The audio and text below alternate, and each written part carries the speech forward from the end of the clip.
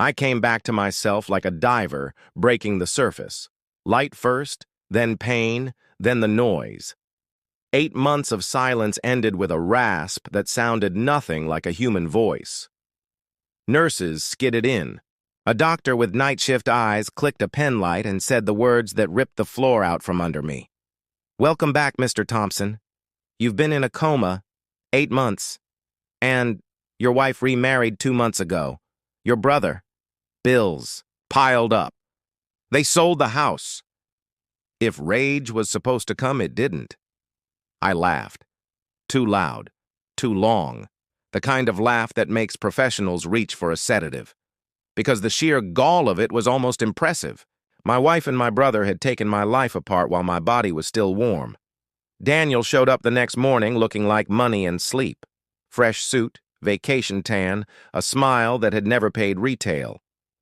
"Hey, Sleeping Beauty," he said, like we were boys again. Clara sends her love. Things were hard. We had to be practical.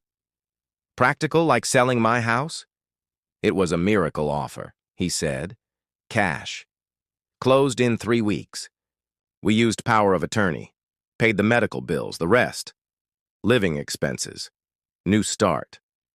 There was a flicker behind his eyes when I said legal. It lasted a heartbeat. It was enough. Here's what Daniel never understood about me. He ran. On impulse, I ran on plans. Months before the accident, I'd felt the shift. Clara's hushed calls, little cash withdrawals, Daniel's stopping by too often. I didn't confront. I prepared. Quietly opened a separate account at a different bank, rented a safe deposit box, reviewed the VA loan on the house with my lawyer, James Morrison, meticulous, mean when necessary.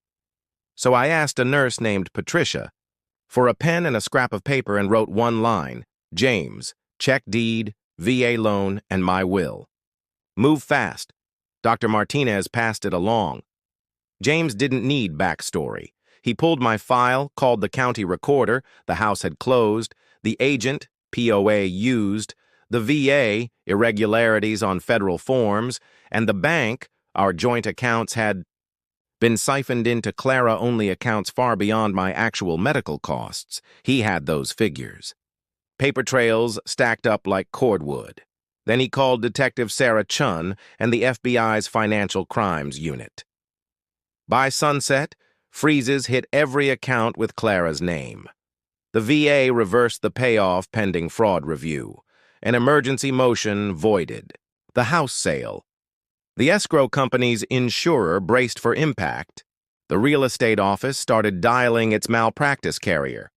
The bank prepared 8 months of transfers for federal eyes. The buyers learned their miracle deal was a crime scene, and the FBI printed warrants. Clara found out the next morning the way all masterminds do, at a parking garage when 3 cards declined. She stormed into the hospital lobby, vibrating with outrage. Patricia briefed me like a field sergeant. "She's pacing, security's circling, says banks made a mistake. Your brother isn't answering." I told Patricia to let her up at noon. While I waited, James called, sounding like a man who truly enjoys his job. Every account, frozen, sale, voided. FBI wants interviews. Also, Daniel's emails are a gift from the gods. He read me lines. Start moving the money. Mike's brain activity is minimal. And found an agent who doesn't look too hard at POA forms. The FBI had already seized laptops and phones.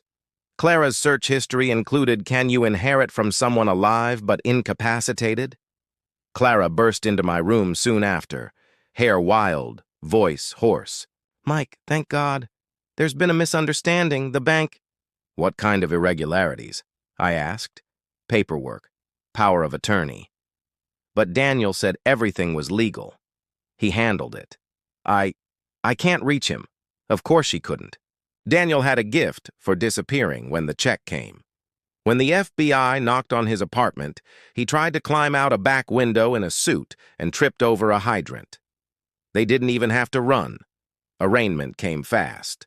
With the evidence pile, forged federal documents, bank records, emails, texts, escrow files, the prosecutor didn't bargain much.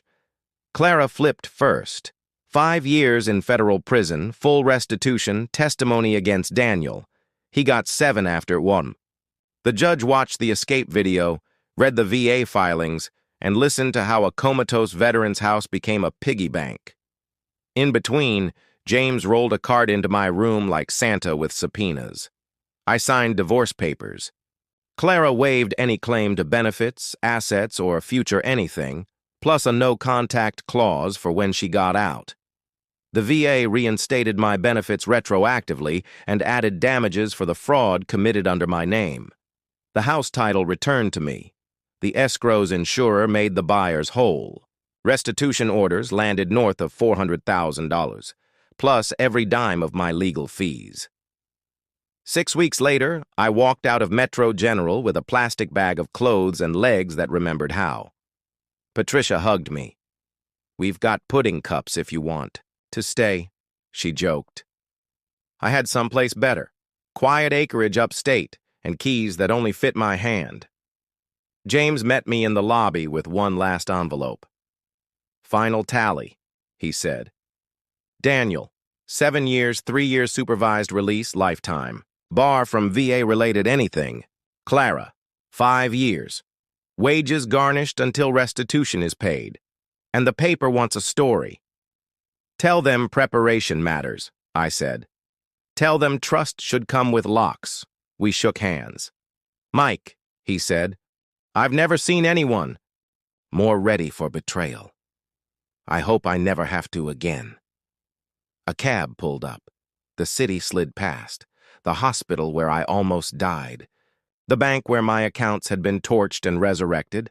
The courthouse where 2 people learned that love and theft make a bad business plan. Ahead, a small cabin, a larger balance, a clean phone. Here's what I know now. People show you who they are. Believe them. Paper beats charm, quiet beats loud, and if you plan for the worst, sometimes the worst pays damages. The driver asked where I was headed. "Home," I said. "Not the house Daniel tried to steal, not the life Clara tried to repurpose. Mine. The one built on solid ground, locked drawers, and lessons learned the expensive way. I tipped in cash. Some habits are healthy,